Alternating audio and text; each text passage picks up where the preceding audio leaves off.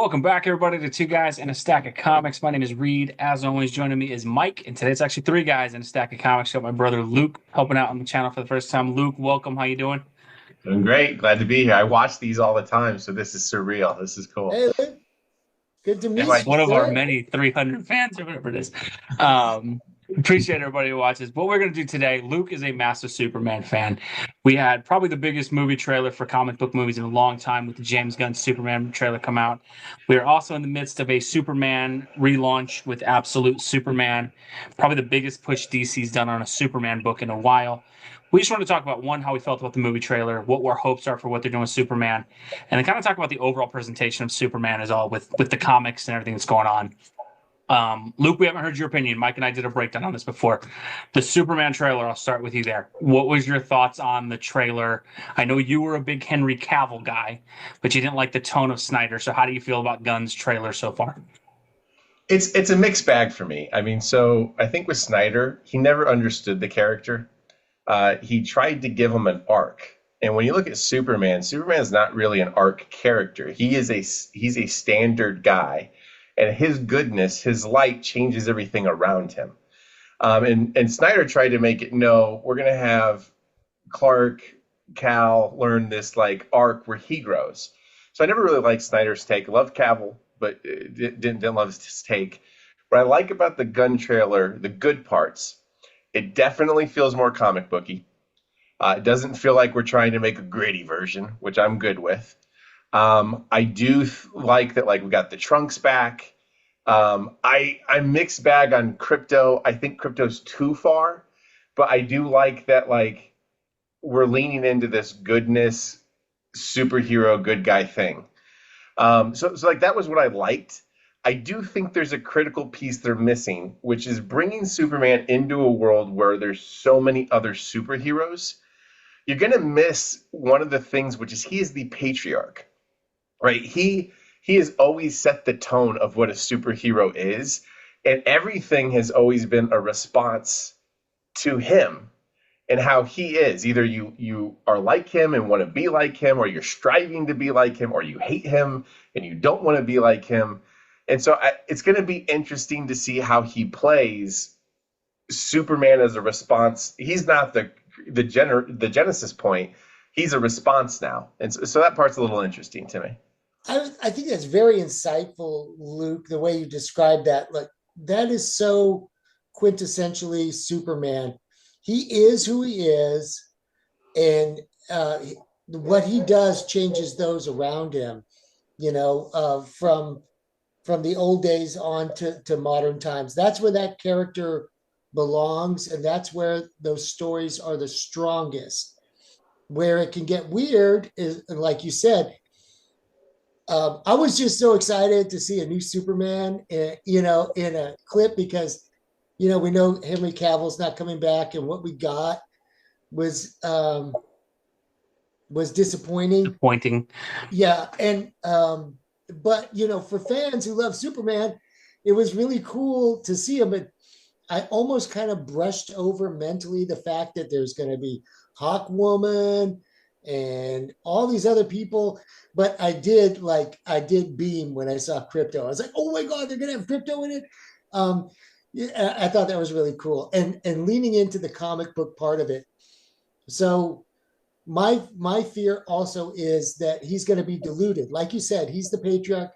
He should always be the central. And Reed and I have always said, like, we need to go back to just bare bones comic book hero movies where that is the central character, and stop trying to build these massive teams that fall apart, 2 years later in your development of the next one, the next one, the next one. I think we just need to focus and make one movie at a time first, and bring the genre in film back. So I don't know, like how Yeah, many I different think that's the heroes are in big there? fear with James Gunn is he's already got this whole universe planned, and it's like just make one good movie. Like this is what Sony did, right? Sony was all about like let's launch 12 Spider-Man movies and it's like just get one right. And like I think the other part, this is the part that I'm most conflicted about. I hate that we're bringing anything from the DCEU.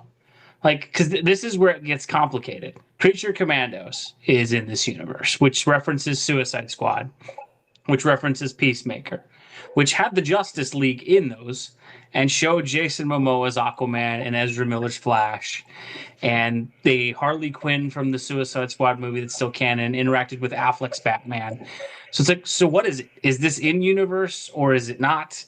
And I think that's the biggest thing that makes me mad is like, can we just get a Superman movie that just starts with him?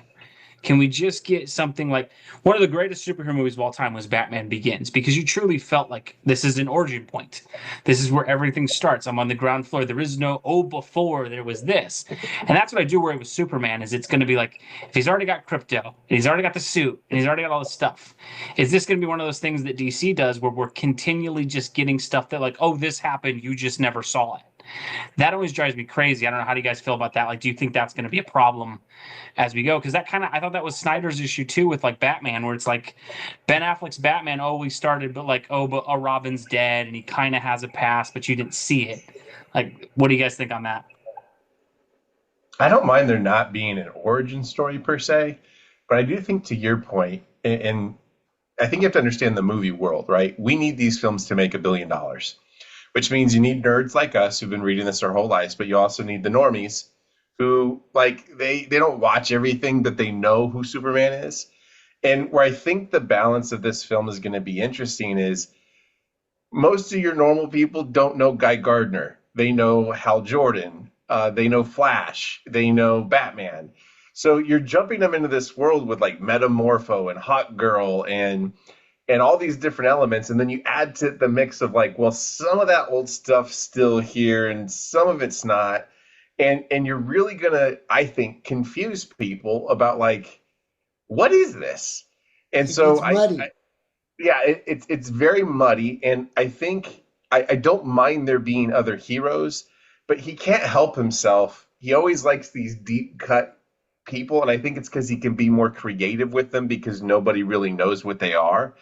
I mean, like, if you've read Guardians of the Galaxy, what he did to Yondu from what Yondu is in the not comics, the actual character at all. Is crazy. But, I mean, it's not right. There's literally nothing except blue skin, arrow, that's it. But no one besides a handful of people cares about Yondu, so he can do that. I do worry about how much he's bringing in. And it's funny to me, like, if you were going to start fresh, you should have just started fresh. I think one of the beautiful things early MCU had, I don't know if you guys did this, I did this, is for a while, anytime an MCU movie came out, I would watch all the other MCU movies leading up to it because it was clean, the continuity made sense. It was like reading an old book to get to the next one in the series. And I feel like he is almost throwing that away because we've got the Batman, the Penguin, Creature Commandos, Peacekeeper. Like, I don't know. It's a weird thing. They didn't learn from the comics. And what's so crazy, you had Flash movie basically do Flashpoint, which is a whole comic creation to reboot the whole thing. They did that movie and didn't use it for this. Didn't do the whole purpose of the movie. Yeah, I feel like they needed a fresh start. Everybody thought that they did, and they knew that they did. We needed a clean slate, and we don't need, like Reed and I were saying, make one good movie first, and then you can already see he's building a universe, like it's going to be Avengers and Thanos, and no, it's not. If this movie doesn't do good, you can already see him say, oh, we're going to have a Hawk Girl movie. Oh, we're going to have a Guy Gardner Green Lantern movie. No, you're not. You're not going to have any of those movies. Not if this movie doesn't break 800 million. The whole thing is like, are those characters actually going to be in service of Superman in this movie, or is it for a larger DC universe? And that's it seems like it's just fluff and prep for something else. To be optimistic and give him credit, if Flash, if he wants to show that there's a superhero world already, the danger of Flash, Batman, Wonder Woman is they're such big characters themselves that if all he's really going to use these is like quick cameos to set the tone of the world, if you did that with Batman, Flash, or Wonder Woman, especially Batman, people would be like, wait, I want to. Why is he leaving? I want to follow Oh, him. yeah. So it might be too distracting. So I'm trying to be optimistic because I'd love Okay. to see a good take.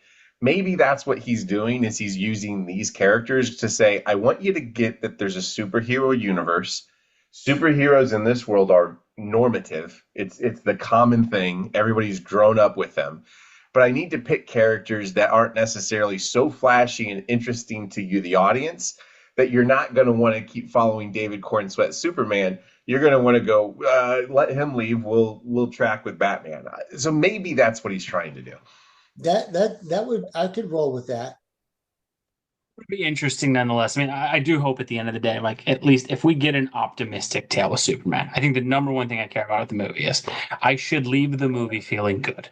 I think a Superman movie should leave you kind of like a Rocky movie, where you leave the Yes. theater and you Yes. feel better about life from when you left the theater from when you went in. And that, I don't think they ever nailed that in the DCEU. Man of Steel, like it was a decent ending, but like you kind of end on a neck snap. I don't really know that you skipped out of the theater. Like, let's go see that again. So maybe they'll get that. So we got the huge movie coming out. Comic books. Luke, you and I grew up together. I know you used to be a huge comic books guy. I know now I hand you a few once in a while. You can do collected editions. Superman comic book wise, we'll talk about the state of him there. I know you've caught up on some. Where are you at on that? Like, how do you feel as Superman as a comic book? Why did it lose you? What do you think would bring it back? Like, where do you think the character is from a comic book standpoint right now? Well, I mean, so there's two things that lost me, and one is more of a personal opinion, more is the comic industry in DC in particular. Mike, you always say this like all in, but Yeah. they're not all in, right? We're all in with two universes. DC, where they lost me was, I mean, I did the whole New 52. I was not really a fan of New 52 because, again, back to my original comments about him, they tried to take Superman through an arc versus just leaning into what this guy is. And so to me, I think when I read DC, I think they've lost who Superman is. He is not cool. He's not edgy. He's not gritty. He does not care about public perception, except for the fact that he is trying to communicate to people he's good. It's why he wears the trunks on the outside. Because yes, it's stupid and yes, it's dumb, but you know what? Little kids like it, or his mom made him the suit. And that's what this guy cares about. There was a movie like 5, maybe 6 years ago, it was about Mr. Rogers. And a guy was trying to do like an expose on Mr. Rogers to find out the real story. And the whole point of the movie is like he digs and there's nothing. He's just that guy.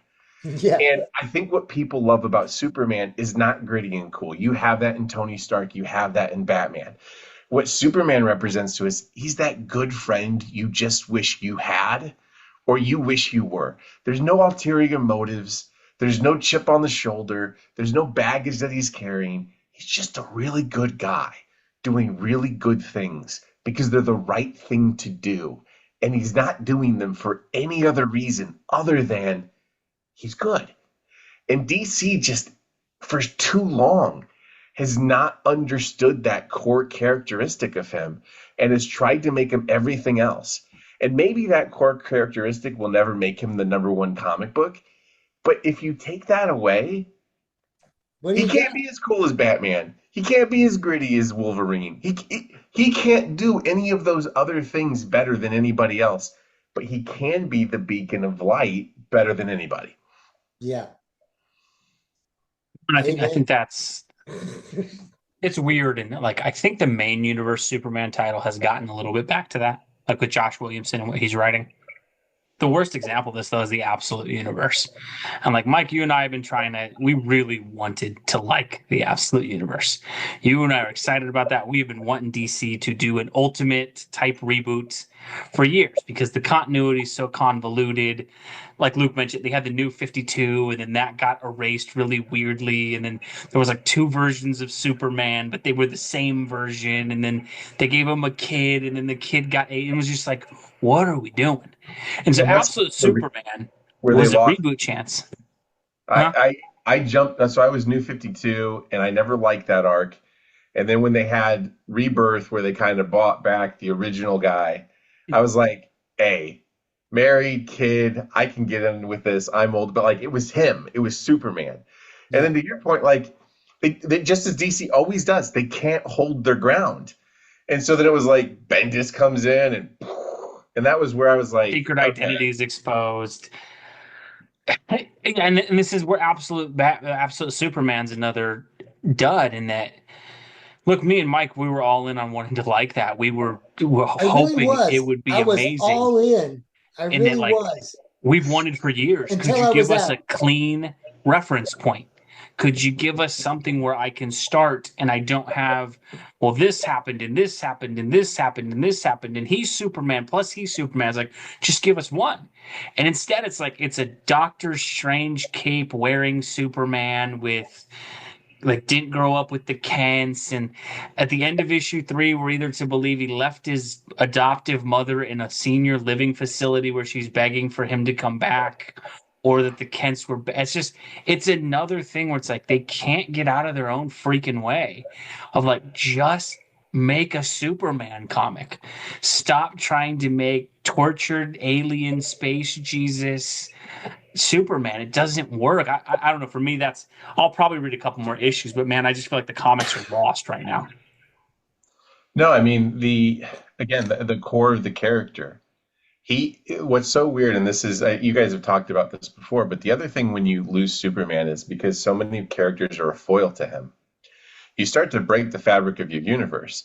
I mean, the greatest play in the world, and this has always been funny with me and Reed because he's a Batman guy and I'm a Superman guy, but World's Finest is beautiful because you have the most human hero ever with no powers who actually thinks and relates to the world in a very inhuman way. Then you have the true alien who isn't human at all, but Yeah, he is the most human thinking farm boy from Kansas guy ever. And that's the so, beauty of it. right, and those two interacting is beautiful. In this comic, like you take him out of growing up in Kansas, I don't know. Yeah, That's quintessential who Superman is. He's just an all-American Midwestern guy. And even if we see some of the, maybe we'll see it with the Kents that they were the same kind of thing, but already the trajectory of how he grew up with being in this caste system and his parents being rejects, and that's not what he grew up with as a Kent, where he was in a loving environment, working in a community, a small town where you treat everybody like a neighbor and family. That's what creates a guy who then goes yeah, to a society like New Metropolis and goes, I'm just going to treat everybody like they're my neighbor. yeah. And so that origin they're setting for him, it's really hard for me to see how that's going to lead us to the essence of Superman we all like. And it's a different character. And I get it's a different universe, but like I was saying, I really feel that these Ultimate Universe, these all in universes, they're a fresh sandbox to play in, so to speak, but they don't really work right if you don't take the core character and drop them in that unfamiliar territory. That's where it's the most fun because you can recognize, you can relate, you can cheer for them, and when you take that away, now you're dealing with some other strange hero. Superman Um, skin, basically. Yeah, yeah, and it's not. you just got the S slapped on him, and I don't know. It lost me on issue 3, and Well, sorry, it's so weird in that like you knew Absolute Superman and Absolute Wonder Woman were kind of going to be in trouble from the outset because you looked at the creative teams, and this is what comic books always do. Batman, the character who probably doesn't need assistance selling comic books. They gave him the best creative team. They gave him by far the name talent writer. They gave him the guy who already had a proven successful Batman title. So the audience buy-in is in and like, geez, it's not a perfect Bruce Wayne, but 3 issues in, Jesus, Scott Snyder can write a pretty decent take on Batman as a different world, but it still feels like Batman, right? Superman, Jason Aaron is a deconstruction writer. That's what the guy does. He did it with Wolverine. He did it with Thor. He did it with Iron Man. He did it with the Avengers. All of his comic books seem to have this angle of like, the hero's not really what you think he is. Like, even when he gets a gritty character like the Punisher, it was like, well, no, he actually wasn't doing any of this for his family. He was just always a freaking psychopath. And I think And then you give him Superman. It's like, what are you doing? I think we're at the end of the line, and they'll probably, well, who knows if they'll wake up or not. But I think we've explored that deconstruction far enough in comics. We need to get back to construction. Well, what's funny is that's what the success, in my opinion, of the early MCU was. It wasn't that it was perfect, but when you could for 5 minutes turn on the first Iron Man film, and if you at any point had read a comic book, watched a movie, at any point in Iron Man's history, you went, "That's Tony Stark." Yeah. I recognize that guy.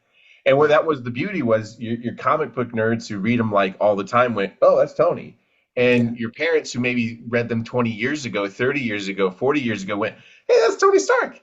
I recognize them. And the essence of all those characters was they boiled it down to that common thing we all knew. And so like an absolute Batman, well, I have issues with that book. You read it and you go, "That's Bruce Wayne." Yeah. That's Bruce Wayne. You read Absolute Superman, I knew from the beginning, I was like, that's not Clark Kent. And you've seen this in the comic industry. They're not learning. They think we're in love with the monikers and the costumes and the symbols. We're not. We're in love with the secret identities. You could call Superman whatever you want. As long as it's Clark Kent, I'm going to follow. I read every issue of when he was Electric Superman, and I loved it because he was still Clark. Yes, the power set was different. He looked different, but he was still Clark Kent. Same when you take Captain America and you make him Nomad, or you make him the Captain, or you make him, what was it, Commander Rogers. It doesn't matter. He's still Steve Rogers. The moment you lose who the secret identity is, we call it, and you change that, I don't care about the costume. You can give the costume and moniker to 50 people, which is what they've done. Yeah. The ultimates that work, when you read Ultimate Spider-Man, you go, "That's Peter Parker." Yeah. Absolute Batman, that's Bruce Wayne. Absolute Superman, that's not Clark Kent. And they don't even hide it. He's not Clark Kent. He's Cal. True. It's just sad. I mean, I think this was a real chance for DC. And especially, I think the biggest thing that struck me and Mike when we were reading it and going through, when you saw the trailer for Superman, what I will give Gunn more than anything is it seemed like this is the push to bring back the Blue Boy Scout. So you have the little kid holding the Superman flag, begging for him. He's saving people, hopeful, aspirational music. And then you look at the same time in the comic book industry. What's the largest Superman comic book on the stands? The dark, gritty, lava bracelet wearing Superman who didn't grow up in Kansas. It's like they just can't get the timing right on any of this stuff. And Mike, me and you mentioned sports on here all the time. It's like rooting for our favorite teams, like the Bears and the Raiders. Like at a certain point, we're just fools because we're Charlie Brown kicking the football at this. Every year, the Bears and the Raiders start. I'm like, this is it. We're gonna be better, and we always fall for it. It's the same thing with DC Comics lately. And I say this as negative. I know when DC does a relaunch 5 years from now, I'll be back like, this is the one that's gonna work. It's just sad because we always seem to fall for it. Well, the strangest thing is, and I've not watched all the series because it's the CW, and I as I get older, watching CW shows is hard. But that is the one thing in the last 15 years where like they understood Superman. Like you watch that scene when he catches the car and he goes, "This is the suit my mom made it for him." Like you're like, "Holy cow, that's Superman!" And it was so funny because everybody reacted to that, and I'm just hoping Gunn takes the essence of that and puts it into the film. Well, I will. Spark of Hope. My teenager loves. What's that? The animated show. Oh, My Adventures with Superman. He loves that show. I haven't seen it yet, but they have comics out now, and he wanted them all. We'll see. I mean, and hopefully James Gunn. I think kind of close here. Hopefully James Gunn. He seems like they put him in charge of a lot more of DC than we think. And that he's talked about, I want to integrate the video games and the cartoons. I do hope if this Superman movie blows up, James Gunn seems like comic books. Maybe DC will just go, "James, why don't you take over the comic book wing too?" And kind of go. And that as much as I am a DC fan, At this point, if tomorrow I read a news article saying DC cleaned house on everyone and was taking 6 months and going to rebuild from scratch, I actually would be happy. And I'd be that's all in for crazy to that. think that. But I think all three of us would be on board with that. Even though I don't think all of DC Comics is bad, I don't think that would be a bad thing. As No. always, folks, let us know what you guys think below. What do you think about the current state of Superman? How you feeling about the movie? How you feeling about Absolute Superman? We appreciate everybody who watches. Luke, thank you so much for coming by. God bless you, folks. We'll catch you in our Thanks, next Luke. video. Bye.